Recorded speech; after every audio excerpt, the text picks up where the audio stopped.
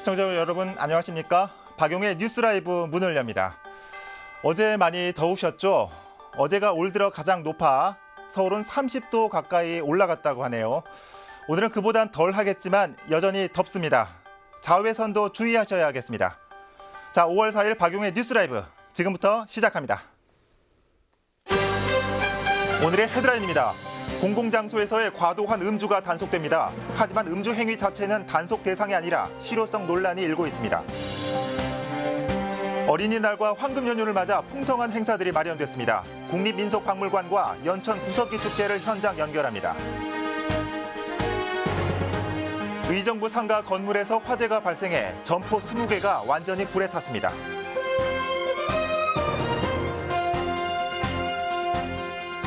레저 인구가 늘면서 오토바이 운전면허를 따려는 사람이 늘고 있습니다. 면허 취득 절차를 위클리 팁에서 전해드립니다.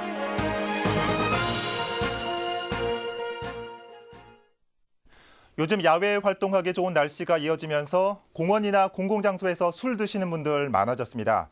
하지만 이제 야외 음주 시 자칫 과태료가 부과될 수도 있습니다. 이와 관련된 조례가 통과됐습니다. 자세한 내용 전해드립니다.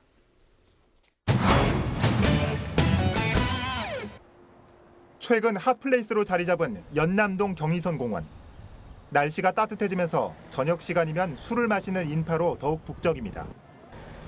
하지만 지나친 음주로 고성이 오가기도 하고 사람들이 버리고 간 쓰레기로 몸살을 앓습니다. 이제는 이런 공공장소에서의 주취가 단속 대상이 됩니다. 서울시의회가 통과시킨 서울특별시 건전한 음주 문화 조성에 관한 조례안. 도시공원과 어린이 놀이터에서의 음주에 제한을 둔 겁니다. 말하자면 음주 청정 구역을 설정해서 시장이 좀 여기서는 좀 금지해달라고 좀 권고를 하고, 그럼에도 불구하고 음주했을 경우에 지나친 소음을 내거나 악취를 내거나 여러 가지로 주민들에게 혐오감을 주는 행위를 한 경우에는 과태료 10만 원을 부과하는 이런. 즉 지정된 이른바 음주청정구역에서 다른 사람들에게 혐오감을 주는 행위를 하면 과태료가 부과될 수 있다는 것. 청정구역은 어린이 놀이터를 비롯해 월드컵 공원과 서울숲공원, 보라매 공원 등 도시공원입니다. 한강공원은 단속지역에서 제외됐습니다. 청정구역 주취에 대한 과태료 부과는 조례 공포 6개월 후인 오는 11월부터 시행될 전망입니다. 딜라이브 서울 경기 케이블TV 박용입니다. 앞서 보신 것처럼 음주 청정구역을 일단 도시공원과 어린이 놀이터로 지정했는데 그렇다고 음주 행위 자체가 단속되는 건 아닙니다. 음주로 인해 남에게 피해를 주었을 때 단속을 할 수 있다는 건데 찬성과 반대 입장이 첨예합니다. 계속해서 전해드립니다. 우선 조례를 찬성하는 입장은 공원 주변 주민들과 행인들. 주택가와 인접한 곳에서의 음주로 피해가 발생한다는 겁니다. 아니 여기는 네. 어린아이도 오고 네. 어른한테 배울 게 뭐가 있겠어요. 술 먹으면 나라도 떠들게 네. 되고 네. 남한테 피해를 줘요. 그러니까 좋은 건 없죠. 단속에 반대하는 입장은 굳이 법적인 강제력이 필요하냐는 주장입니다. 아니 각자 어느 정도 시민 의식만 있으면 이런 환경에서 좋게 다 같이 친구들이랑 술 즐기고 적당히 즐기고 자기네들이 알아서 뒤처리하고 그 정도만 하면 되는데 그런 사람들이 없어서 문제지. 좀 같이 시민 의식이 좀 올라가면 저는 굳이 이렇게 법을 만들어서 할 필요는 없다고 생각해요. 물론 이번에 통과된 조례가 금연구역처럼 아예 음주 금지 구역을 지정하자는 것에서 한 발 물러나긴 했습니다. 하지만 반대로 얘기하면 음주 자체를 단속하는 것이 아니기 때문에 음주 청정구역이라는 원래 취지와는 벗어난다는 겁니다. 또한 음주로 인한 2차 피해를 제재할 다른 조항도 있기 때문에 조례의 실효성에 의문을 제기하는 목소리도 있습니다. 술 마시면서 조용히 마시는 사람도 있잖아요.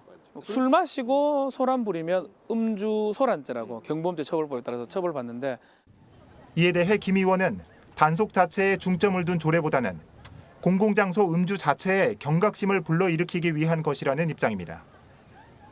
딜라이브 서울 경기 케이블TV 박용입니다.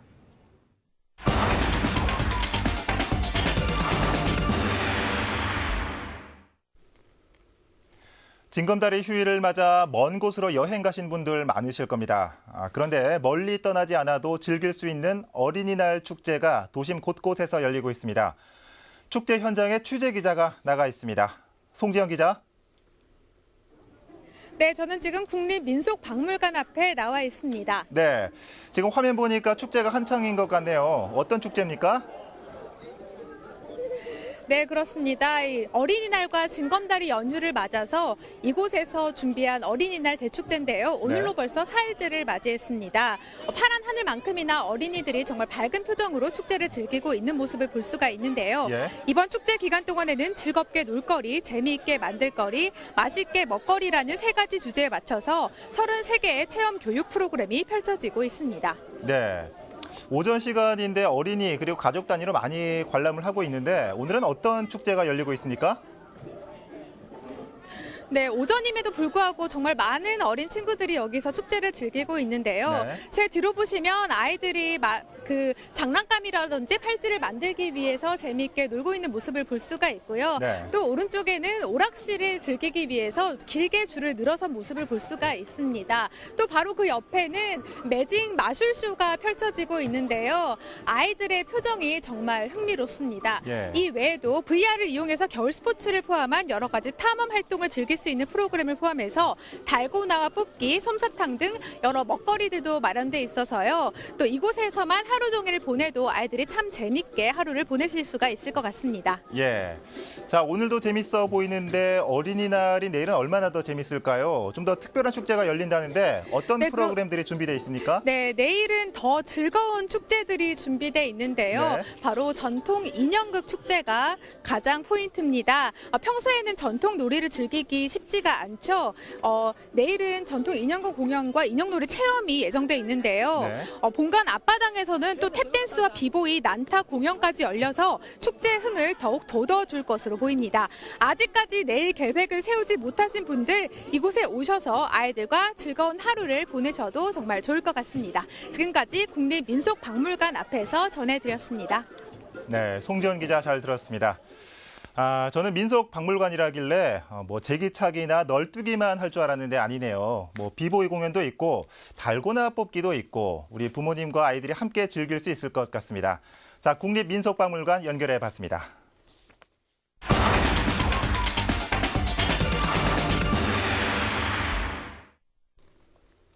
네, 이번에는 경기도로 한번 가보도록 하겠습니다. 연천군 전곡리는 세계적으로도 유명한 구석기 유적지입니다. 매년 이맘때면 선사 문화를 체험할 수 있는 구석기 축제가 열려 색다른 재미를 주고 있습니다. 축제 현장에 나가 있는 취재 기자 연결해 보도록 하겠습니다. 유승한 기자. 네, 저는 지금 구석기 축제가 열리고 있는 연천군 선사 유적지에 나와 있습니다. 네, 자 어린이날 그리고 징검다리 연휴를 맞아서 방문객들이 많을 것으로 예상됐는데 어떤 프로그램들이 마련되어 있습니까? 네, 다양한 공연과 전시도 마련되어 있지만 이곳에 오시면 어디서도 보기 힘든 이색 체험을 하실 수 있습니다. 네. 네, 제가 있는 곳은 세계 구석기 체험 마을인데요. 선사시대에는 불씨 하나도 소중했겠죠. 네, 이렇게 간단한 도구를 이용해서 불 피우기에 도전해보면 우리가 얼마나 편리한 시대를 살아가고 있는지 실감할 수 있습니다. 예. 네, 이쪽으로 잠시 좀 이동을 좀 해볼까요? 네, 이쪽에 보시면은 이제 장신구를 활용해서 간단하게 이제 나만의 어떤 추억거리를 만들어 볼 수 있는 곳도 있는데요. 네. 네, 아름다움을 추구했던 마음은 예나 지금이나 아마 동일했을 것으로 예상이 됩니다.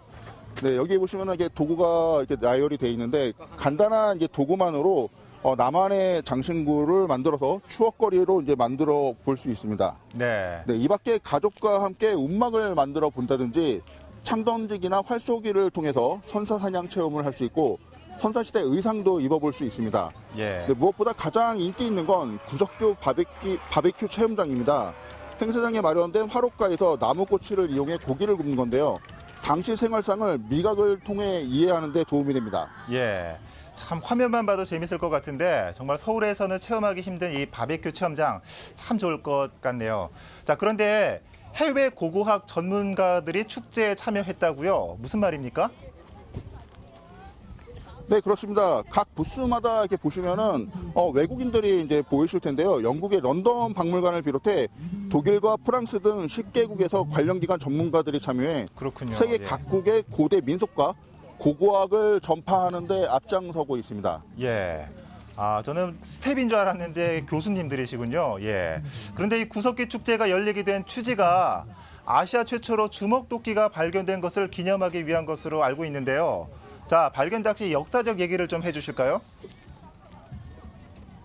네, 연천군 전곡리 유적은 1978년 주한 미군이었던 그렉 보인 씨가 이곳에서 우연히 주먹도끼를 발견하면서 세상에 알려지게 됐습니다. 네. 정말 운명적이었다라고 말할 수 있는 거는 일반이었다라면은 아마 그 자갈밭에 주먹도끼가 있다고 하더라도 구별이 어려웠겠죠. 그렇죠. 다행스럽게도 이분이 고고학을 전공한 분이었습니다. 예. 당시에는 주먹도끼와 사냥돌, 글개 등 다양한 종류의 구석기가 함께 발견돼서 세계 고고학 연구의 정설을 뒤집는 계기가 됐습니다. 예. 아, 그런데 그 동아시아에서 최초로 발견된 것을 두고 파장이 컸었다고요? 이유가 뭡니까? 네, 그동안 서양학자들은 동아시아 구석기 문화를 상대적으로 이렇게 낮게 평가를 해왔습니다. 예. 이전까지는 주먹도끼보다 가공이 단순한 찌개만 발견됐기 때문입니다. 네. 그러나 이곳에서 정교하게 발달한 아슐리안형 주먹도끼가 발견된 겁니다. 여기서 아슐리안형 주먹도끼란 유럽이나 아프리카에서 발굴된 유물과 비슷하게 붙여진 이름입니다. 네, 네. 외형적인 모습이 좌우가 대칭을 이루는 타원이나 물방울 모양인 게 특징입니다. 예. 아, 유 기자, 혹시 그때 당시에 발견됐던 주먹도끼의 모습을 이번 축제에서 만나볼 수 있습니까? 네, 여기 잠시 준비를 해봤는데요. 네. 네, 실제 모습과 동일한 모형이 이런 모습입니다. 예. 네. 얼핏 보면 아무렇게나 이제 깎여 나간 돌덩이처럼 보이지만은 예. 당시에 고도의 기술력이 집약된 만능 도구였습니다. 예. 네, 이거 하나면 동물의 가죽을 벗기거나 고기를 발라내는 게 이제 가능했는데요.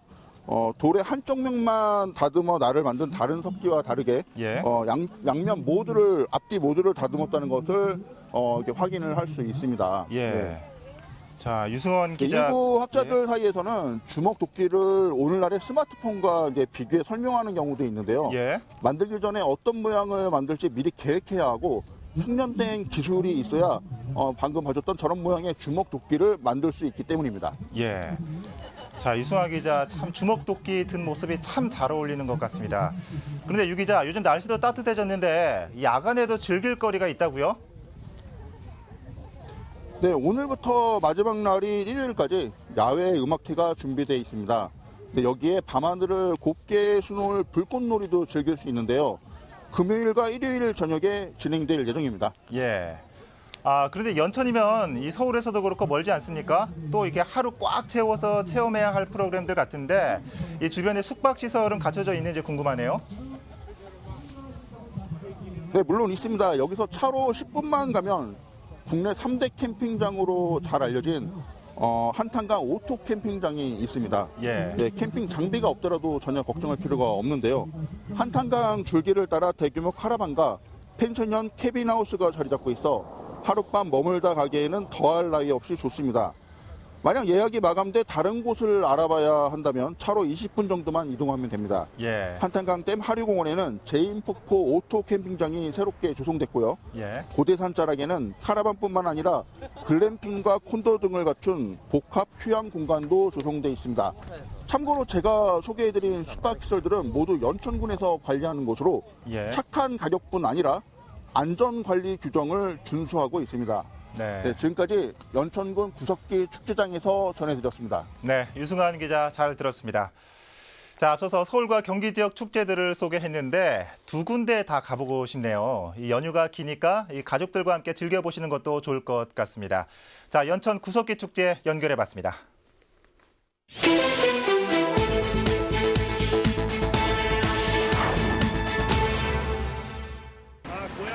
무너진 건물 사이에서 시뻘건 불길이 치솟습니다.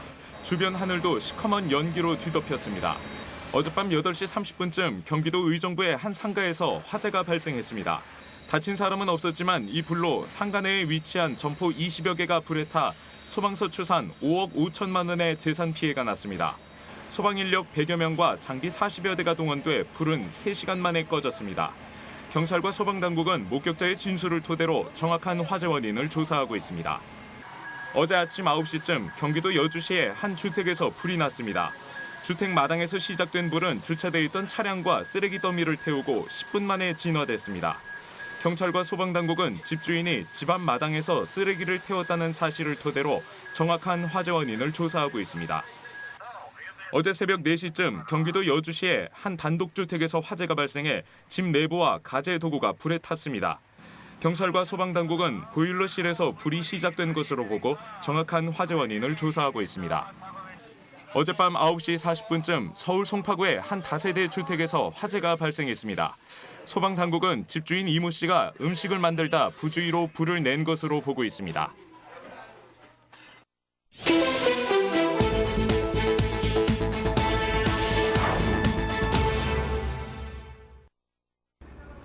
야외 활동이 늘어나는 계절을 맞아서 도로에는 자전거뿐만 아니라 원동기, 즉 오토바이크도 늘고 있습니다. 위클리 팁 오늘 시간엔 대형 오토바이크를 운전할 수 있는 면허, 2종 소형 면허 취득 절차에 대해서 알아보도록 하겠습니다.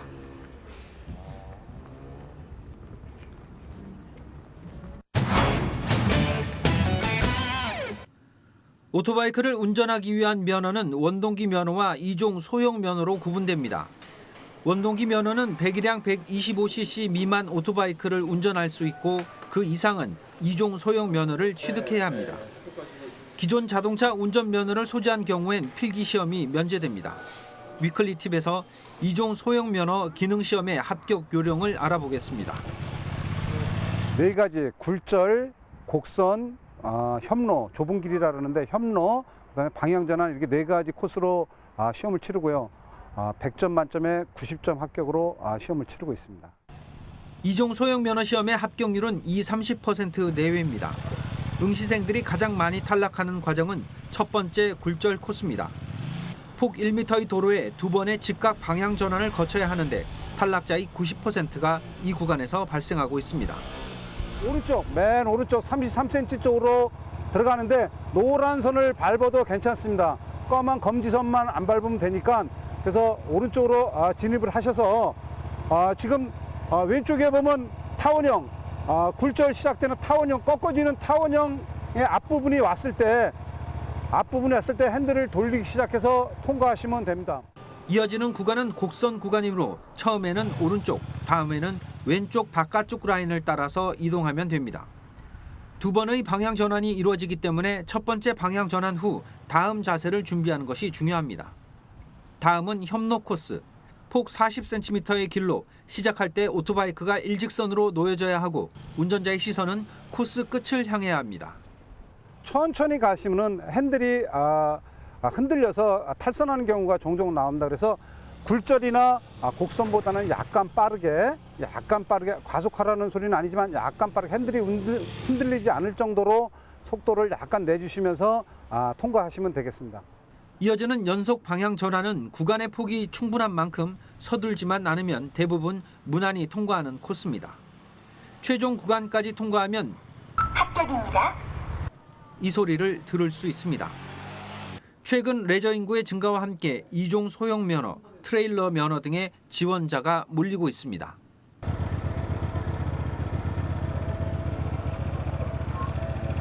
전문가들은 2종 소형 면허 시험의 경우 시험장에서 사용하고 있는 바이크와 동일한 크기의 바이크로 연습하지 않으면 대부분 불합격할 정도로 수준이 높은 시험인 만큼 많은 연습을 통해 합격률을 높여야 한다고 지적하고 있습니다. 지금까지 위클리 TV였습니다.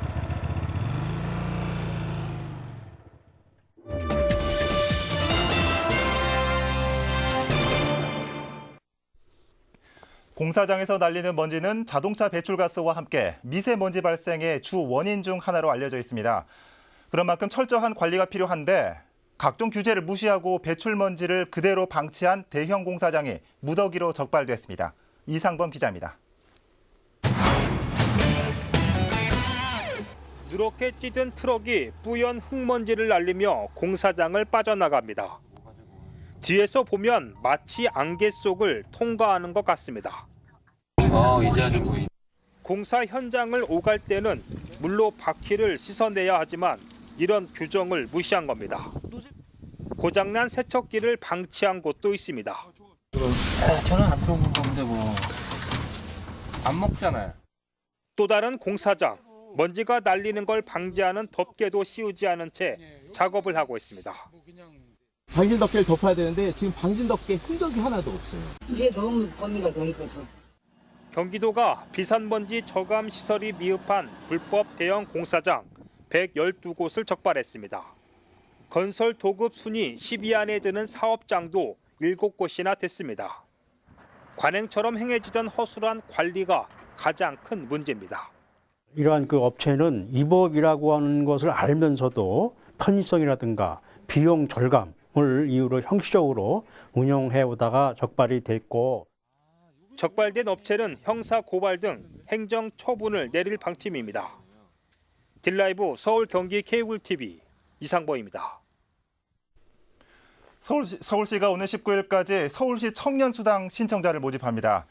대상자는 올해 1월 1일 이전부터 서울시에 주민등록한 만 19세부터 29세 이하의 청년으로 중위소득 150% 이하인 미취업 청년이면 누구나 신청 가능합니다. 선발 인원은 5,000명으로 지난해 8월 수당 지급이 중단된 선정자도 신청할 수 있습니다. 선정된 청년은 구직 활동을 위해 최소 2개월에서 최대 6개월까지 매달 50만 원을 지원받게 됩니다.